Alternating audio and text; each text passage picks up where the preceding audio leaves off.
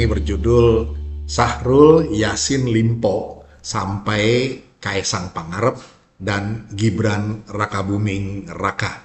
Begini, sempat MIA,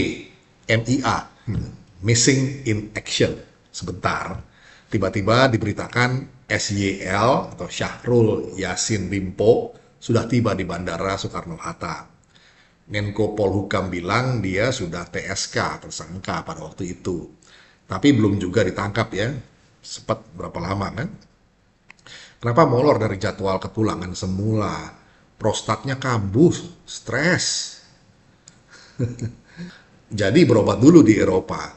Soal sempat hilang kontak beberapa saat, bagaimana?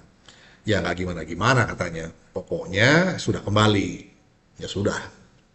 Lalu muncul kabar menghebohkan soal pimpinan KPK yang diduga memeras SYL. Waduh, kalau hal itu benar, ini namanya duit curian di garong begal namanya. Singkat cerita, kepolisian turun tangan, bakal disidik katanya. Duit cash 30 miliar, beberapa pucuk senjata api, dan mobil Audi disita. Nah, kita tunggu saja kelanjutannya. Kasus di Kementerian Pertanian ini bukan barang baru. Bau apaknya sudah lama. Membuat gedung Kementerian Pertanian di kawasan Ragunan itu makin suram. Toh akhirnya bisulnya pecah juga, tapi belum tuntas. Dideteksi ada 3 klaster korupsi. Ada 3 klaster korupsi sebetulnya. Soal jual beli jabatan ini yang lagi ramai, yang Syahrul ditangkap. Lalu soal rekomendasi impor, dan soal pengadaan alat-alat pertanian. Sedangkan soal rekomendasi impor dan pengadaan barang belum diungkap. Katanya ini melibatkan orang-orang gede, penguasa dan pengusaha yang duitnya lebih gede lagi katanya. Seberapa gede sih? Pokoknya gunung gede aja bisa minder untuk sekedar ngegosipin. Belum lagi kita bicara keterlibatan partai politik di belakangnya. Apalagi menjelang pemilu 2024 nanti. Oke lah, kita pantau terus. Sekarang kita omongin Kaisang lagi. Kemarin, Sabtu 7 Oktober 2023, dia muncul di kawasan Sentul Bogor di acara Konsolidasi Nasional Relawan Jokowi. Dengan mengenakan jaket PSI, Kaisang bikin suasana rapat akbar itu riuh rendah, heboh.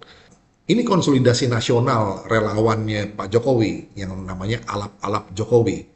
Sempat dikombinasi dengan warna Kopdarnas ya, gara-gara ada Kaisang di situ.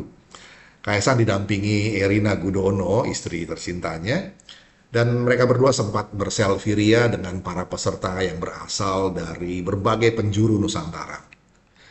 Nah, Raja Juli Antoni, dia wakil Menteri ATR BPN yang juga Sekjen PSI saat ini, beliau yang memandu acara. Dihadiri Giring Ganesha, beliau anggota Dewan Pembina PSI. Apalagi Jokowi menyebut ya nama Giring Ganesha itu disebut dalam sambutannya. Ini tentu jadi pemberitaan, jadi bahan berita ya. Lantaran ia satu-satunya petinggi parpol yang hadir dan disebut oleh Presiden Jokowi.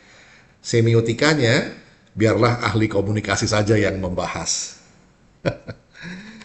Saya sendiri mengamati jalannya konsolidasi nasional relawan alap-alap Jokowi dari tengah-tengah kerumunan. Ini adalah jaringan relawan yang terdiri dari beberapa organisasi, ada sekitar 16-17 ribu orang yang hadir dari berbagai penjuru. Saya sempat jumpa mereka yang dari Jawa Tengah, dari Papua, Pegunungan ya, Banten, Jawa Timur, dan Jawa Barat. Mereka sangat antusias hanya untuk jumpa langsung dengan Jokowi. Sampai ada yang menitikkan air mata. Pas Pampres sibuk sekali kelihatannya, lantaran presidennya ingin bersentuhan langsung dengan rakyat yang mengeluh-elukannya sejak pagi. Kaisang rupanya sudah menuju kawasan Senayan pada waktu Pak Jokowi datang. Mau lihat pameran kerajinan UKM di Senayan ya. Lalu menghadiri juga Rapimnas Samawi di Istora Senayan, Solidaritas Ulama Pak Jokowi ya, masih dengan jaket PSI dan sekarang berpeci.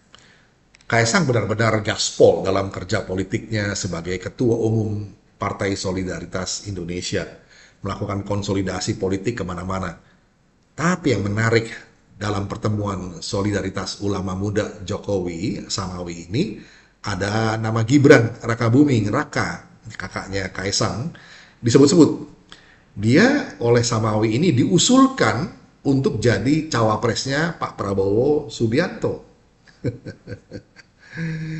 Ada-ada aja ya, tapi kita pantau terus. Demikian kiranya bisa menjadi perspektif, kita jumpa lagi di session berikutnya. Terima kasih.